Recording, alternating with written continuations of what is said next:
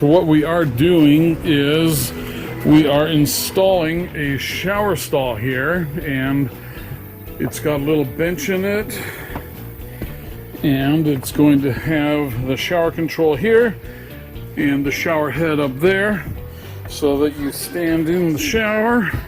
And it's a little bit tight. It's 26 by 32, so it's a tight shower, but we have this seat area here which is over an electrical conduit, which there's no connection in there, so we're okay to cover. And everything is coming together very, very nicely.